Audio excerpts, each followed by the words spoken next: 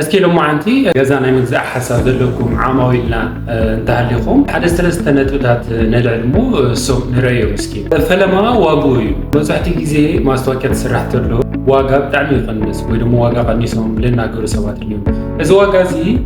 ሙሉ ክፍሊት ዲዩ ወይስ ቅድመ ክፍሊት ዲዩ ነገር ምን ረጻሪ ነውና በእንደዚህ ዳክነት በዓል እንደዚህ ባህል ይሙ እዚ ዋጋ እዚ ሙሉ ክፍሊት ዲዩ ወይስ ቅድመ ክፍሊት ዲዩ ቅድመ ክፍሊት እንተኮይኑ ለምንታይ እንደዚህ ዳክል ኮይኑ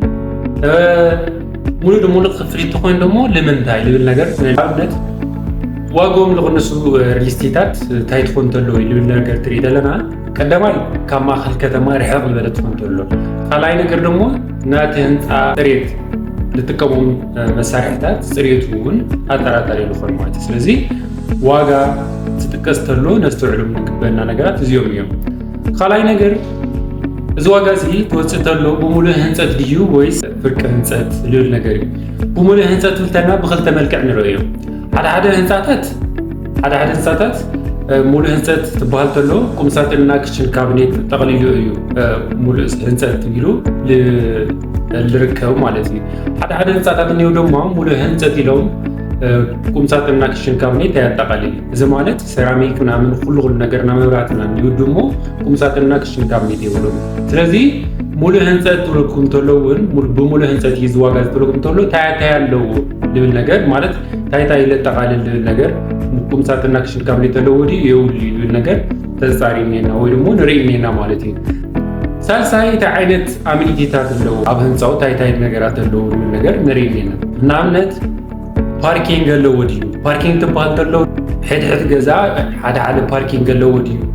خلاي ነገር ወይ ቤተሰብ ጥይቅልመስ ቤተሰብ ሉል ኾንኸ ፓርኪንግ ለወዲ ይሉን ነገር ሱው ነጻሪ የለና አብ ከተማና በጣም ቸገር ቆይን ለሎ ነገር خلተ ነገራት ይሞሉ ማይና መብራት እዩ ማይ መብራት ደግሞ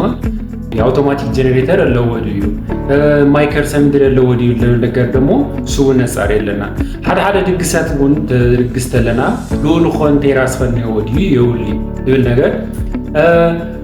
خالي ኣብዚ ሕዚ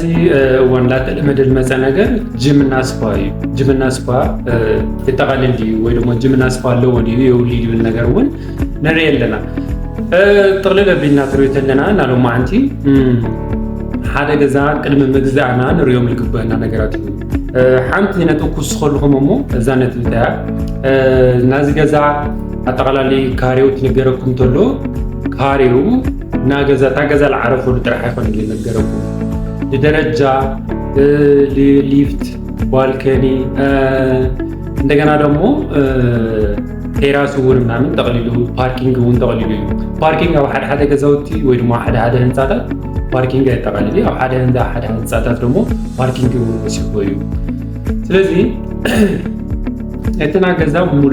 ኔት ኤሪያ ተባልተሎ ደግሞ ወይ ደግሞ ናገዛ ታገዛ ለዓረፈትሉ ካሬት ተባልተሎ ደግሞ ግድግዳውን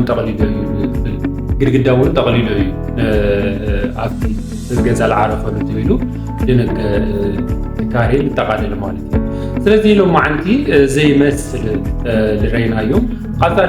سفح بدله خالد تريستات ندسلو نتوتات نلعلو ጉዳያት ክሊና ክኾሉዮም ዝኾነ ኮይኑ ገዛና ምግዛ حساب ተሃልዩኩም አማኺርና ንዓኹም ዝምጠን ገዛውቲ ሙሉ ህንጻትና ብፍርቀ ህንጻት ንሸቶም ገዛውቲ ተተለውናዮ ኣብ ታሕቲ ብዘቀምጠልኩም ስልክ ይደውልና ይغنيልي